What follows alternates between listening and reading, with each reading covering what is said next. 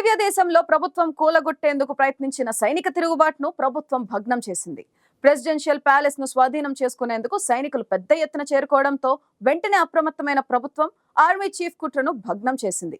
Army general Juan Jose జునిగాన్ ను arrest చేయడంతో సైనికులు వెనక్కి తగ్గారు. అంతేకాదు బొలివియాలో ప్రజాస్వామ్యం కోసం ప్రజలంతా ఏకం కావాలని అధ్యక్షుడిచ్చిన పిలుపుతో ప్రజలు రోడ్లకెక్కారు. సైనిక తిరుగుబాటుకు వ్యతిరేకంగా వారంతా నినదించారు.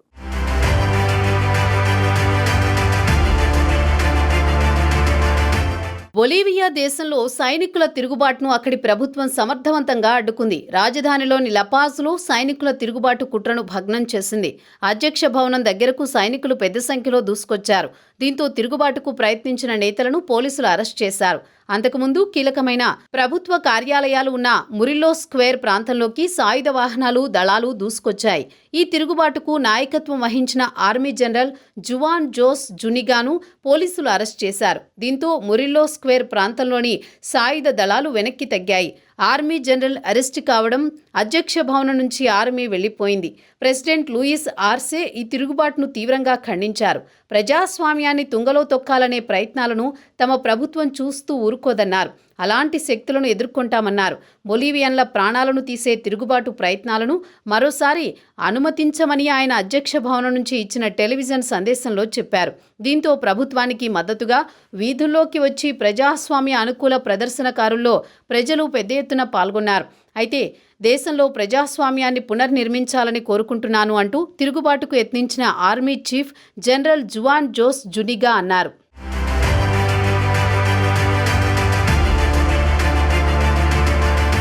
తిరుగుబాటుకు ప్రయత్నించిన ఆర్మీ జనరల్ అరెస్టు కావడంతో కొత్త మిలిటరీ కమాండర్లను నియమిస్తున్నట్లు అధ్యక్షుడు ఆర్సే ప్రకటించారు. తిరుగుబాటు సైనిక నేత జనరల్ జునిగాను తొలగించినట్టు ఆయన ధృవీకరించారు. అంతేకాక జనరల్ జునిగాపై, ఆయన అనుచరులపై నేరాభియోగాలు మోపాలని పిలుపునిచ్చారు. దీంతో పబ్లిక్ ప్రాసిక్యూటర్ కార్యాలయం నేర విచారణను ప్రారంభించింది.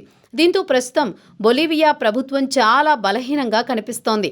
ఇతరులు మిలిటరీ చర్య ద్వారా కాకపోయినా రాజకీయాల ద్వారానైనా ఆర్సే ప్రభుత్వాన్ని పడగొట్టేందుకు ప్రయత్నించేందుకు సిద్ధమవుతున్నారు.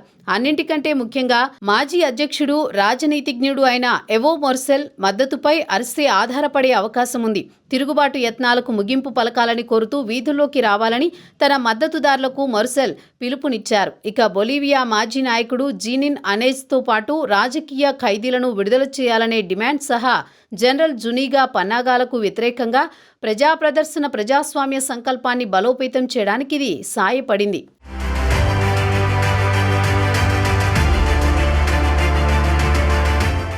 ఇక మురిల్లో స్క్వేర్ను దళాలు చుట్టుముట్టిన తర్వాత జనరల్ జునిగా కీలక వ్యాఖ్యలు చేశారు. తాము తమ మాతృభూమిని స్వాధీనం చేసుకోబోతున్నామని, ప్రస్తుతం దేశాన్ని ఒక ఉన్నత వర్గం ఆక్రమించిందని, దుర్మార్గులు దేశాన్ని నాశనం చేశారన్నారు. వచ్చే ఏడాది మోరెల్స్ మళ్లీ పోటీ చేస్తే అరెస్టు చేస్తామని జనరల్ జునిగా టెలివిజన్లో హెచ్చరించారు. ఆ తర్వాత ఆయన్ను సైనిక జనరల్ పోస్ట్ నుంచి ప్రభుత్వం తొలగించింది. గతంలో మిత్రులుగా ఉన్న ఆర్సే, మోరెల్స్ ఇటీవల కాలంలో పరస్పరం ఎదురుపడలేదు. కానీ తాజాగా జరిగిన సైనిక తిరుగుబాటు యత్నాన్ని వారిద్దరూ ముక్తకంఠంతో ఖండిస్తున్నారు. నిజానికి 2019లో అధ్యక్ష ఎన్నికల ఫలితాలను తారుమారు చేశారనే అభియోగాలపై సైనిక అధికారులు అప్పుడు అధ్యక్షుడు మోరెల్స్ను బలవంతంగా పదవీచ్యుతుణ్ణి చేశారు. ఆయనను మెక్సికోకు పంపేశారు. మోరెల్స్ 2005లో అధికారంలోకి రాకముందు ఆ ప్రాంతంలో అత్యంత రాజకీయ అస్థిరత ఉన్న దేశాలలో బొలీవియా ఒకటిగా ఉంది. కానీ మోరెల్స్ అధికారంలోకి వచ్చాక రాజకీయ స్థిరత్వాన్ని తీసుకొచ్చారు. ఇక బొలీవియాలో తిరుగుబాటు యత్నాన్ని దాని మిత్రదేశాలైన వెనిజులా, కొలంబియా ఖండించాయి.